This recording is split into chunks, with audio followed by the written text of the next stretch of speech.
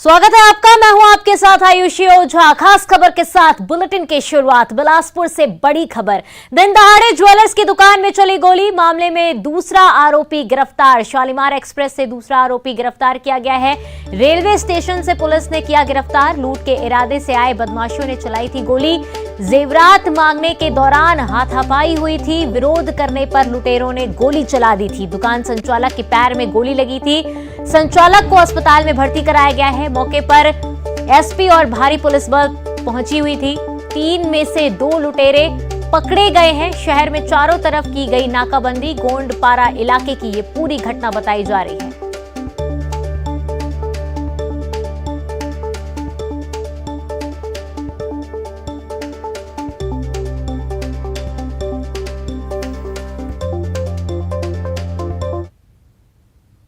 और क्या बोलते हैं, भाई उसको मार रहा था, जो पकड़ाया है उसको मार रहा था, तो मारने की आवाज़ सुन के हम लोग दौड़ के अंदर से आए। मैं और मेरे हस्बैंड दौड़ के पहले आए हैं। आने के बाद देखे तो उसके हाथ में झोले में सामान था। 4-5 डब्बे थे सोने के पूरे, और हाथों में भी वो रखा हुआ था सामान सोने का। और बस सुने कि क्या हो गया है, तो वो भाई जोर से चिल्ला करके बोला सामान लेके जा रहे थे, गोली दिखा रहे थे, मेरे को गोली दिखा रहे थे। दीपक ज्वेलर्स, जैसा कि आप लोग देख रहे हैं, ये गोंडपारा में स्थित है। यहाँ लूट के इरादे से 3 लड़के आए थे बाइक में, जिसमें दुकान संचालक पे उन्होंने कट्टे से फायर किया, जिससे उसको जांग में गोली लगी। उनको अपोलो भर्ती कराया गया है और वो अभी बातचीत कर रहे हैं, कॉन्शियस है।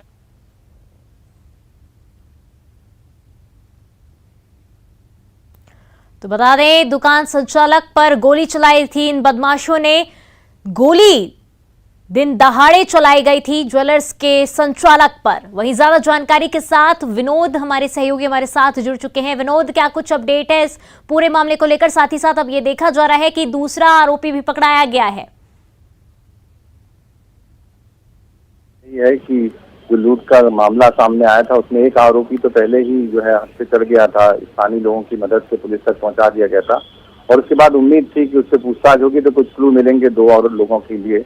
तो उसमें सफलता ये मिली कि जैसे पुलिस को जानकारी मिली थी कि शालीमार एक्सप्रेस से जो है वो भागने वाला था, और उसके बाद तत्काल रेलवे स्टेशन पहुंची पुलिस की एक टीम और शालीमार एक्सप्रेस को घेरा गया।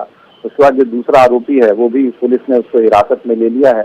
और अब जैसी की जानकारी है, हालांकि पुलिस अभी पता स्थान का ठिकाना इसलिए नहीं बना पा रही है कि अगर आरोपी को पता लग जाएगा तो वो कहीं पुलिस को चकमा दे सकता है। इस वजह से तीसरे आरोपी की तलाश में पुलिस की 4 टीमें बनाई गई, जो अलग अलग दिशाओं की तरफ रवाना कर दी गई है, और उम्मीद की जा रही है कि जल्दी तीसरा आरोपी भी इस मामले का पकड़ा जाएगा।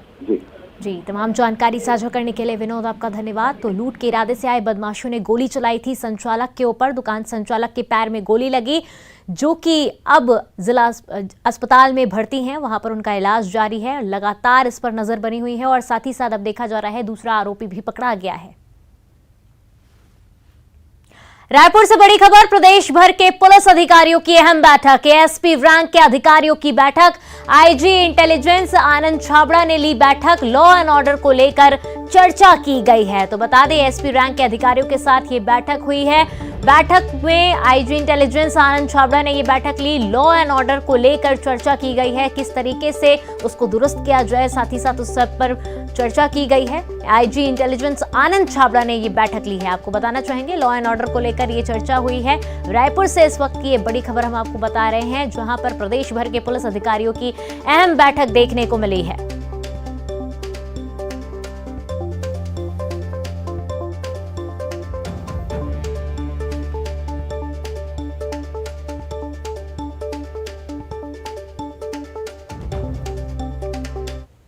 तो रायपुर से बड़ी खबर। 23 अप्रैल को होगी कांग्रेस महत्वपूर्ण बैठक। बैठक में शामिल होंगे प्रदेश प्रभारी पीएल पुनिया।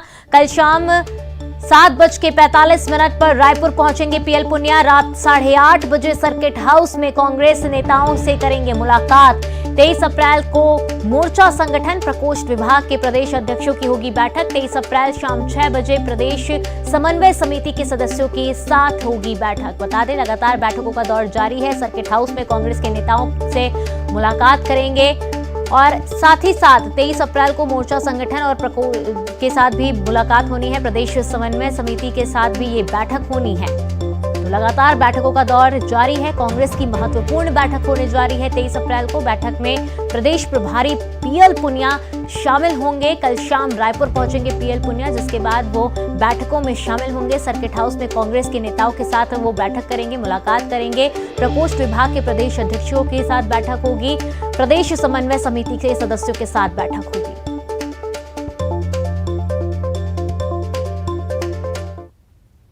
नवा छत्तीसगढ़ की प्रगति और तरक्की की राह में एक नई रफ्तार जुड़ गई। आज केंद्रीय सड़क परिवहन मंत्री नितिन गडकरी ने छत्तीसगढ़ को करोड़ों की सौगात दी है। मुख्यमंत्री भूपेश बघेल की अध्यक्षता में रायपुर में आयोजित समारोह में नितिन गडकरी ने 9,240 करोड़ की लागत के 33 सड़क परियोजनाओं का लोकार्पण और शिलान्यास किया।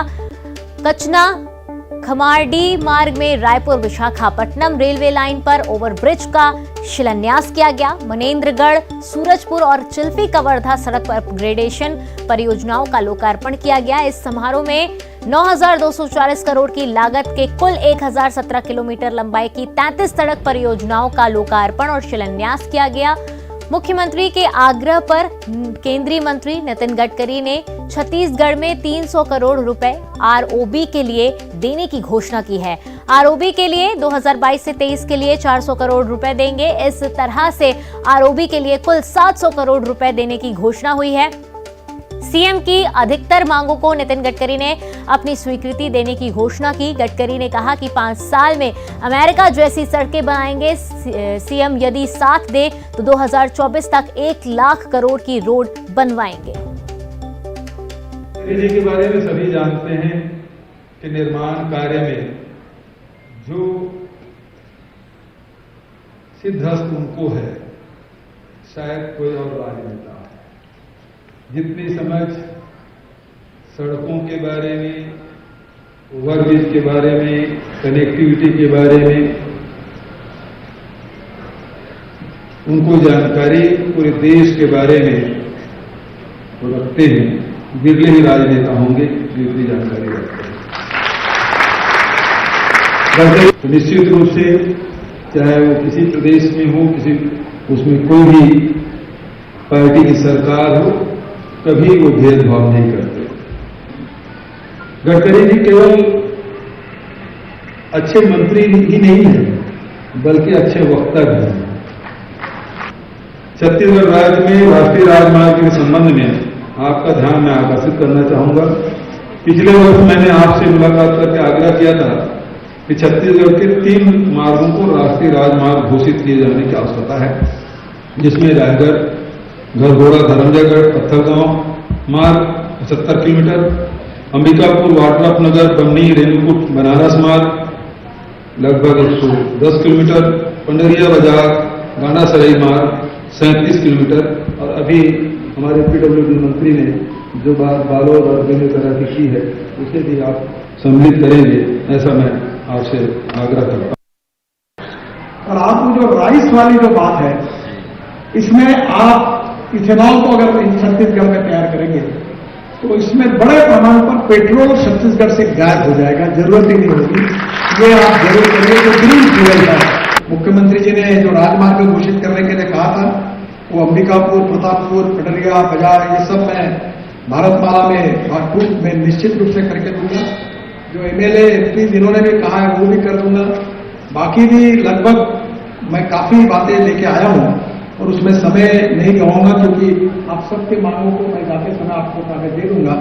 मैंने पूरा किया है। सीआरएफ का जो पैसा है वो मैं जो रेलवे आरओबी है उसके लिए 300 करोड़ रुपए आपको आज देने का घोषित करता हूं और 22 तरीके में मैं 400 करोड़ रुपए के नए इसका प्रावधान है 700 करोड़ आपको देता हूं। इसके प्रपोजल आप भेज दीजिए। बड़ी घोषणा है कि यहाँ से लेकर विशाखापट्टनम तक के जो सड़क का निर्माण होगा, जिसमें 200 किलोमीटर सड़क की लंबाई कम हो जाएगी। कोंडागांव होते हुए ये सड़क बनेगा, ग्रीन फील्ड में बनेगा। विशाखापट्टनम की दूरी यहाँ से कम हो जाएगी। आवागमन और विकास के काम बस्तर के उस रिमोट इलाके में डेवलपमेंट के काम होंगे। जहाँ जहाँ सड़कें बनती है विकास लेके जाती है।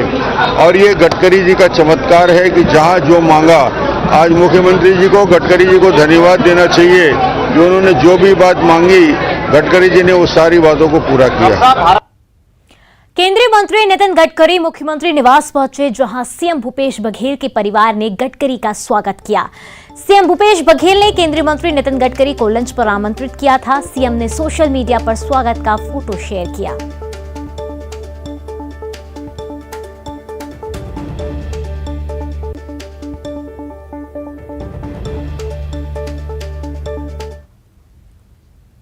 इसी तरह से पूर्व मुख्यमंत्री डॉक्टर रमन सिंह के आवास पर भी केंद्रीय मंत्री नितिन गडकरी पहुंचे, जहां रमन सिंह के परिवार ने गडकरी का स्वागत किया। रमन सिंह और गडकरी के बीच मिशन 2023 पर चर्चा हुई।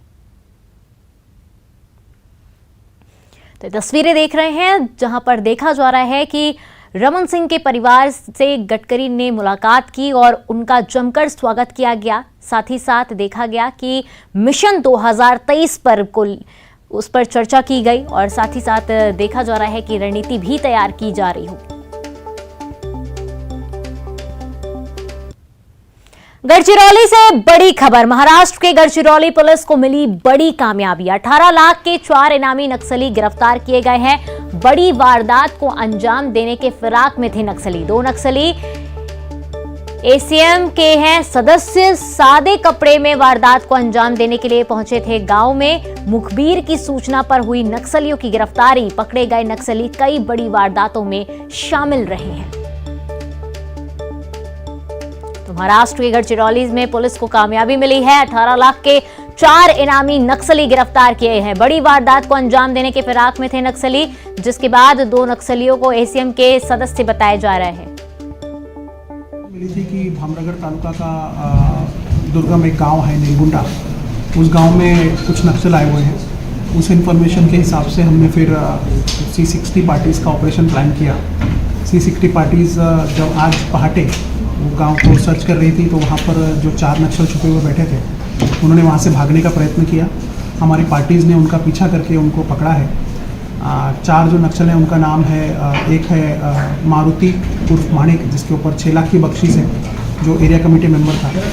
एक है बापू वड्डे, वो भी एरिया कमेटी मेंबर था, उसके ऊपर 8 लाख की बख्शीश है। बापू की वाइफ है सुमन, जो पेरमिली दलम की मेंबर थी, उसके ऊपर 2 लाख का बख्शीश था। उसके अलावा भारत, जो कि गट्टा दलम का मेंबर था, उसके ऊपर भी 2 लाख का इनाम।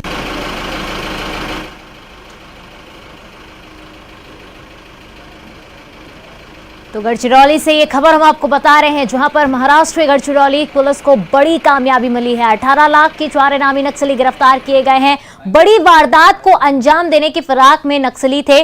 2 नक्सली एसीएम के सदस्य भी बताए जा रहे हैं और मुखबिर की सूचना पर यह कार्रवाई करते हुए नक्सलियों को गिरफ्तार किया गया है। बता दें कि पकड़े गए नक्सली बड़ी वारदात को अंजाम देने वाले थे। सादे कपड़े में ये नक्सली बड़ी वारदात को अंजाम देने पहुंचे हुए थे, जिसके बाद इन्हें मुखबिर की सूचना पर गिरफ्तार कर लिया गया है। 18 लाख के ये 4 इनामी नक्सली बताए जा रहे हैं, जिन्हें गिरफ्तार किया गया है। एक बड़ी कामयाबी के तौर पर इसे देखा जा रहा है। 2 नक्सली एसीएम के सदस्य भी बताए जा रहे हैं। मुखबिर की सूचना पर इन नक्सलियों को गिरफ्तार किया गया है, क्योंकि ऐसा बताया जा रहा है कि ये नक्सली सादे कपड़े में पहुंचे हुए थे और किसी बड़ी वारदात को अंजाम देने के लिए वो वहां पर मौजूद थे। सागर से इस वक्त की बड़ी खबर। सड़क हादसे में 3 लोगों की मौत हो गई है। तेज रफ्तार कार ने बाइक सवार को टक्कर मारी है। एक मासूम बच्ची समेत 3 लोगों की मौत हुई है। 3 लोग गंभीर रूप से घायल हुए हैं। इलाज जारी है। 42 नंबर हाईवे 4 लेन पर यह हादसा हुआ है। बांद्री के पाली गांव की ये घटना बताई जा रही है। नशे की हालत में बताया जा रहा कार चालक, जिसके बाद देखा जा रहा है कि तेज रफ्तार कार ने बाइक सवार को टक्कर मार दी। 3 लोग गंभीर रूप से घायल हो गए हैं। लगातार उनका इलाज जारी है। 42 नंबर हाईवे 4 लेन पर यह हादसा हुआ है। नशे की हालत में बताया जा रहा है कार चालक। लगातार ऐसी वारदातें हमारे सामने आती रहती हैं, ऐसे हादसे सामने आते रहते हैं, जहां पर नशे की हालत में लोग ड्राइव करते हैं और उसके बाद सड़क हादसे के शिकार हो जाते हैं। वही एक मामला फिर सागर से सामने आ रहा है, जहां पर तेज रफ्तार कार ने बाइक को टक्कर मारी है। बाइक सवार लोगों को टक्कर मार दी गई है। इस दौरान हादसे में 3 लोग गंभीर रूप से घायल हुए हैं, जिनका इलाज जारी है। नशे की हालत में बताया जा रहा है कार चालक। तमाम तरीके की कवायद भी की जाती है ट्रैफिक पुलिस की तरफ से और तमाम तरीके के बातें भी सामने निकल कर आती है। प्रोटोकॉल्स फॉलो करने रहते हैं, लेकिन लोग इसकी अनदेखी करते हैं और सड़क हादसे का शिकार हो जाते हैं। वहीं ज्यादा जानकारी के साथ हमारे सहयोगी रचित हमारे साथ जुड़ चुके हैं। रचित, क्या कुछ अपडेट है इस पूरे हादसे को लेकर, और साथ ही साथ जो गंभीर रूप से घायल हुए हैं उनकी क्या स्थिति बनी हुई है? तेज रफ्तार कार चालक ने 2 मोटरसाइकिल सवारों को टक्कर मार दी, जिसमें 3 लोगों की मौके पर मौत हो गई और 3 की हालत गंभीर है। जो कार चालक है वो नशे की हालत में बताया जा रहा था। ये बांद्री के पाली तिराहे और नेशनल हाईवे 42 की घटना है। मौके पर बांद्री पुलिस पहुंची और जो घायल हुए हैं उनके लिए जिला अस्पताल रेफर किया गया है और जो मृतक है उनकी पहचान की जा रही है। हादसे में कार चालक भी गंभीर रूप से घायल हुआ है, उसका भी इलाज जारी है। जी रचित, आपसे ये भी जानना चाहेंगे कि प्रशासन का अब क्या रुख है, क्योंकि ड्रिंक एंड ड्राइव करने का जो नियम है उसको लेकर देखा जाता है कि प्रतिबंधित है कि ड्रिंक और ड्राइव नहीं करना चाहिए। ऐसे में अब क्या प्रशासन की तरफ से रुख अपनाया जा रहा है? जी, अब जो हादसे के बाद प्रशासन हरकत में आया है और जो कार चालक है उसका इलाज किया जा रहा है और फिर इसके ऊपर क्या कार्रवाई की जाएगी देखा जाए। इस तरह की कई सामने और जिले में घटनाएं आ चुकी हैं कि शराब के नशे में लोग वाहन चलाते हैं और टक्कर मार देते हैं, जिसमें कई लोग हादसे का शिकार हो जाते हैं। बिल्कुल रचित, ये साफ तौर पर देखा जाता है कि ऐसे तमाम हादसे हमारे सामने आते हैं जहां पर देखा जाता है कि लोग शराब के नशे में गाड़ी चलाते हैं और जिसके बाद सड़क दुर्घटना जैसी स्थिति बन जाती है। इसको लेकर क्या कोई जागरूकता या कोई नियम ऐसे नहीं सामने आ रहे हैं प्रशासन की तरफ से, ताकि लोग और जागरूक हो सके और इस नियम का पालन करें कि वो ड्रिंक करके ड्राइव ना करें? जी, अगर देखा जाए तो शराब में वाहन ना चलाएं, इसके लिए पुलिस कई अभियान चलाती है, लोगों पर कार्रवाई करती है, लेकिन उसके बाद भी लोग अपनी हरकतों से बाज नहीं आते और नशे में ड्राइव करते हैं और लोगों को टक्कर मार देते हैं, जिससे दूसरे लोग हादसे का शिकार हो जाते हैं। जी, तमाम जानकारी साझा करने के लिए रचित आपका धन्यवाद।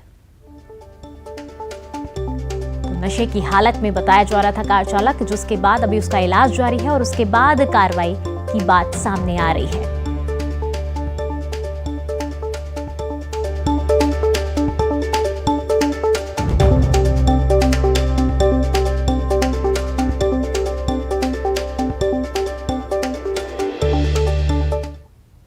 तो फिलहाल इस बुलेटिन में इतना ही। खबरों का सिलसिला लगातार जारी रहेगा।